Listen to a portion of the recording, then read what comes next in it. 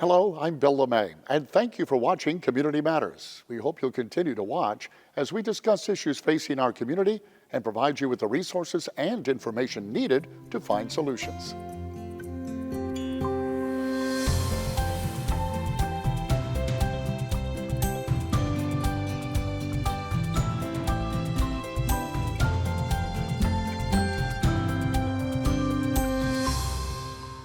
The cost for a student living on campus at an in-state public college can reach $100,000 over 4 years. And even if you've been planning and saving, you might still be paying too much. Today's guest can help in saving time, money, and reducing stress in the planning process. Brad Baldridge is a certified financial planner who specializes in planning for college, retirement, and other personal and family financial goals. He is also the chief blogger, podcaster, and college financial expert at Taming the High Cost of College. Brad, welcome to the show. It's good to have you on the show. Yeah, thanks for having me. Tell us a little bit about yourself. I mean, I gave it was quite a resume already, but fill in some of the blanks for us. I've been a financial advisor for most of my career, and I started specializing in college planning about 20 years ago. As college became more and more expensive, it became a bigger piece of the pie for most families and also become a much bigger stress point. So as I started learning about college and talking about college, lots of people would listen. So I just kind of, got more and more involved by the more I talked, the more I listened, and the more I learned, and the more I realized there's a lot of strategies and tactics that families can use for college. It's just most families are unaware how it all works. Yeah, and I can't wait to get into the program and go over all of that. Some of the challenges that families have, and the obvious one is cost. And you've been doing this a while, and I mean, it's crazy. I mean, I really don't understand how a family can afford to go to college nowadays. I think I saw a cost of 25,000 per year. That's here in the state of North Carolina. What's going on? Well, a couple different things. The state budgets are tight, so a lot of state funding has gone away for the public schools. So the tuition has gone up to cover the fact that the states aren't contributing as much. And then the private schools themselves are also been raising prices. And it's a kind of a catch-22 of there's a lot of demands on the colleges. They've got a lot of things that they got to provide that makes their costs go up. Plus, when they raise prices, students still come. So why not raise prices? Is that because of the availability of student loans? I know they're pretty, when I went to college, they were easy to get. Not that, and we'll get into it because I'm not sure that's really what you want to do. There are a lot of other avenues we'll get into, but is the ability to borrow money easily maybe one of the things driving all of this? I think that certainly is part of it. But there's also, there's a lot of parents out there that have a college education and they want that for their kids. Sure. And they're willing to do what it takes to make it happen, whatever that means. And that's, part of it as well, is that there's demand for college and there's especially demand for the top colleges. And that kind of changes the game there as well, where the big name brand schools that a lot of people are pursuing, they kind of have the upper hand because they have a long line of people that want to come.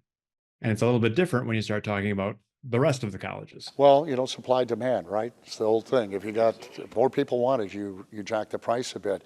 For parents today and even students, when you start off, you got this little baby, and then all of a sudden you turn around and they're ready to go to college. I mean, time flies fast. I don't know if people realize just how fast it really does go. So in your business, and we'll get into it specifically, is it ever too late to plan, Brad? I mean, a lot of people do wait till the last minute. I'd like to say it's never too early and it's never too late. Now, ideally, you want to get started earlier than later because then you have more opportunities and that type of thing. But it's also important to realize that there's kind of two phases to college planning. Early stage planning, when you've got a toddler or grade schooler, it's hard to know exactly what college is going to look like when you get there. But for some families, maybe you want to save and invest and start working towards that goal. Once you have a high schooler, now all of a sudden it's go time. You're going to visit colleges. You're going to start applying for colleges. You have to take the tests. You have to understand need-based aid and merit aid and scholarships and loans, and all the different components have to be figured out. Ideally, maybe starting sophomore year of high school would be a good time to start really getting involved in the meat of it. And that is whether or not you've done a great job early stage, right? Some people will come into sophomore year and say, "Oh, we've got $100,000 saved. I think we're on track." Other families are going to say, "We haven't even thought about it yet." But most of the time, all of those families are going to send their kids to college. They're going to figure it out. It's just a matter of what pieces of the puzzle they're going to use. Well, Brad, let me ask you, I'm sure you've seen this in the news, a lot of students just being buried by student debt. And it impacts all of us, really. So for the viewers watching here this morning, what are some of the other alternatives? I mean, just in generalities, is you just don't have to rely on student loans and savings, do you? I mean, there are other alternatives. Oh, absolutely. There are alternatives. There's things like, again, scholarships and the military, and there's some places where students can work where it's a fringe benefit of their employment. Another important thing to realize is less than half of the students today are the typical student, living on campus that rolls out of high school and goes directly to college. That's less than half of today's college students. There's also a lot of adult learners. There's kids that took a gap year or two and now they're going back, they're living at home. So there's a wide variety of college and college students. So I think that's where things get confusing as well, is people kind of try and lump this all together and they say very general statements like college isn't worth it. Well, I can show you lots of people that would argue that wholeheartedly because college set them up fantastic. But you can also find people where college maybe wasn't a great plan because it didn't work out for them. So I don't think you really want to have those generalizations.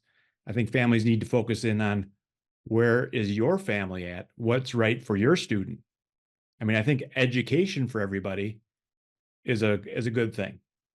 Whether that education is a 4-year on campus college or a 2-year degree or living at home, for some kids, the reality is school of hard knocks is what it's going to take. And to force them into college doesn't work out well. And we've seen how that goes with some kids. Well, if you've worked with a lot of folks, and I've looked at your website, and we do have the website up continuously through the program because you have a lot of information there for parents. And a lot of things when I sent my kids to college, I didn't think about the relationship you develop with the school and all the little tidbits that we're going to get into now that I think could really help people understand that economically it makes sense to shop for a college, I guess, like you would shop for anything else. So am I off base by saying that? No, you're absolutely right. So, right, college selection is a big part of the ultimate price that you pay. If you pick crazy expensive colleges, don't be surprised if you have a crazy expensive bill. But there are more colleges out there now that are more reasonable, or they have different target markets where they're saying, we offer need-based aid for kids that need it, or we have merit aid for kids that are sharper than average. And finding all those pieces come together. And then for a lot of families, the local state college is going to be the best price. It starts at a low price. You don't get a lot of aid. You don't get a lot of scholarships, but because it starts at the lower price, sometimes that's the college to beat. Well, we're going to come back and we're going to continue our conversation with Brad, and we're going to inform you as to some of the things you should be thinking about right now or maybe doing when we come back.